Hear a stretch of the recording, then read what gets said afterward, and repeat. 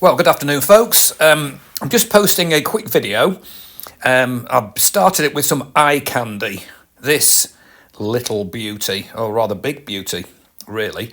If anybody, well, people who've watched my little channel and endured my pratings for a couple of years will know that recently I've been sidetracked with a Yamaha diversion. I've been diverted by a diversion, which hadn't been running for a long time, but now is, and is MOT'd and running. Just a few minor tweaks, which I'm going to do a video about separately, if anybody's interested. And like I say, today's video is to talk about the repeated subject of rectifier regulator relocations. Now, grown, yeah, I know, people might say, well, that's all he ever talks about, which isn't quite true, but I do talk about it a lot because I get a lot of people contacting me from all over the world about burned out rectifiers. So anybody that's watched this channel, you'll be familiar, so you can now switch off and then say, James Slick, I curse thee, and not watch the video. But if you've not seen it before, this might be something you might find interesting. So, rectifier regulators burn out all the time because of a stupid place that they're put in the first place, namely under the bike, hot engine. You know, one or two people have said like, oh yeah, I'll put rubber grommets on it and, you know, do this and do that. And it doesn't work. It really doesn't work. So, these are pictures of relocations. However, the purpose of this video really is to say that when I send out the instructions and video links and so on with the kits that I provide, I say to people, look, remove the evap cartridge, which you have to do anyway to get at the rectifier, because the rectifier is sandwiched in there between the evap cartridge and the engine, which is why they burn out. So you have to remove the evap, and I say to people, look, just get rid of the evap because it's rubbish. Unless you have to have it, you know, for certain American states. But, you know, for most of the world, you can just chuck the thing out because it will get contaminated with petrol. It will lead to difficult starting, difficult hot starting, cold starting, stalling, because they get petrol in them.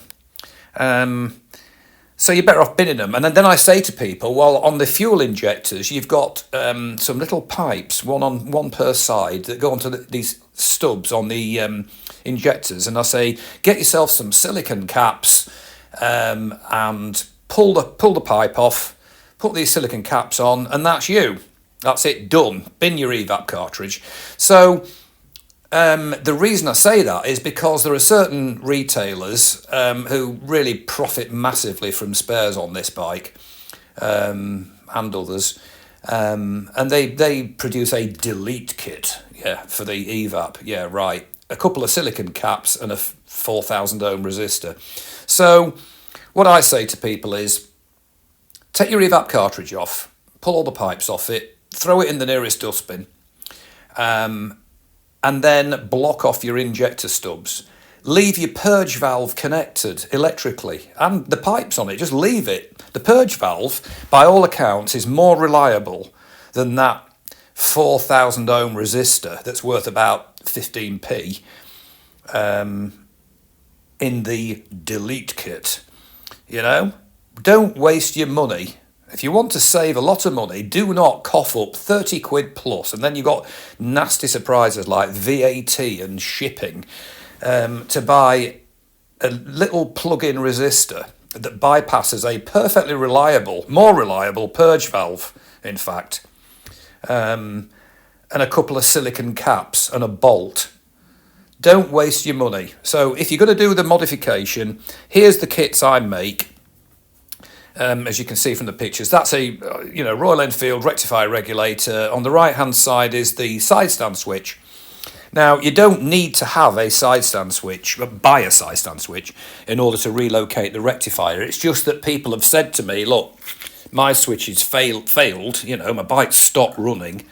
Have you got any? So I now produce kits with optional rectifier regulator and an optional side stand switch.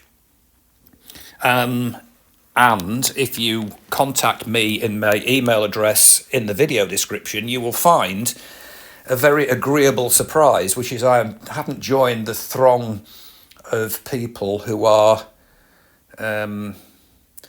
basically charging a hell of a lot for very little, if you want to ask my opinion.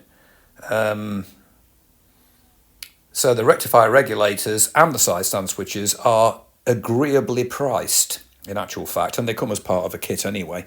I sell them individually if you want them, but I do kits with them in. So there's a rectifier regulator, there's the extension cables.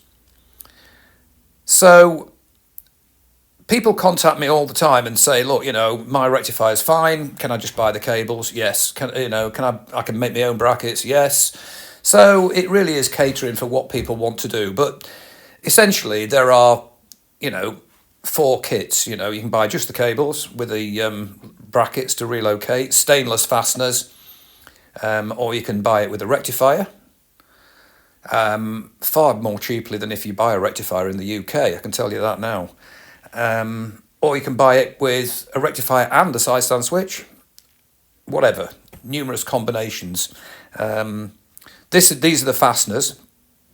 So that enables the rectifier regulator to be mounted underneath the oil cooler, which in my opinion is probably the best place to put it. A common question I get asked is, I've got a like a bash plate thing, skid plate, whatever they call them. Yes, it will. It fits. Fits all the ones that are made. As the pictures show, actually, you'll see that the rectifier regulator, when it's relocated, is very close to the oil cooler.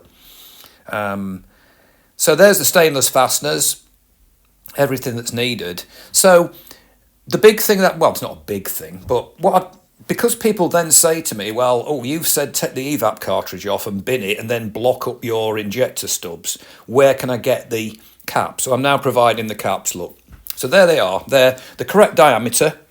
They are silicon caps that just push straight onto the stubs on each of the injector stubs. And that's it. So if you contact me, as I say, my email address is in the video description. If you've got a bike that's done 500 miles, then yeah, your rectifier regulator is probably going to be okay. If it's done 5,000 miles, it probably won't be okay, because they tend to burn out very rapidly.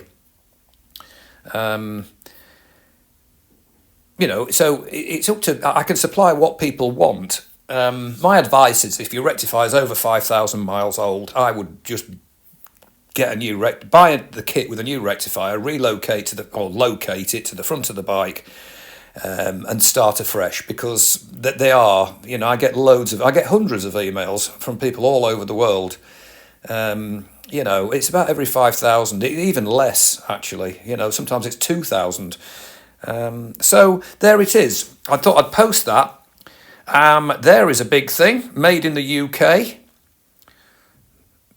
So yes, made in the UK, and also even the packaging, which is where that flag is actually, it's on the box. The box is made in the UK as well. So if you're going to do this mod, and you think to yourself, I've got to buy this kit off James Slick, or I want to buy this kit, but then send me an email saying, where can I buy the silicon caps? And then so far I've been sending links on eBay to, where you can buy them. So I just thought I'll buy a load of caps and just, that's it, I'll chuck them in. And then you've got everything you need in a box, absolutely everything then. My advice to anybody is, if you can do it legally, particularly in American states, chuck your evap. Do not buy a delete kit. Don't buy a delete kit. Don't spend all that money on, honestly, that kit. I'm not going to name sellers, obviously, but people know, that kit comprises something that's probably about £2 worth of stuff. Just don't waste your money. Leave the purge valve connected, block off the injector stubs, locate your rectifier or relocate your existing rectifier to under the front of the bike. That's it. Massive improvement on these. So there it is, folks. just let me know if you're interested, and I will respond straight away. My email address is in the video description, and for those sort of regular viewers, I'll be putting a little video on about the Yamaha Diversion. I love it. I tell you what, it's a cracking little bike, but I've done a few bits to it. So in the meantime, take care wherever your rectifiers may be, whether your injector stubs are blocked up or not. Watch how you go on your bikes. I've been out on my Pan-European today. You know, there's the Daily Nutter. There's always one of them. But anyway, let's not get mad. It happens, doesn't it? So I'll post again soon. In the meantime, take care and bye-bye for now.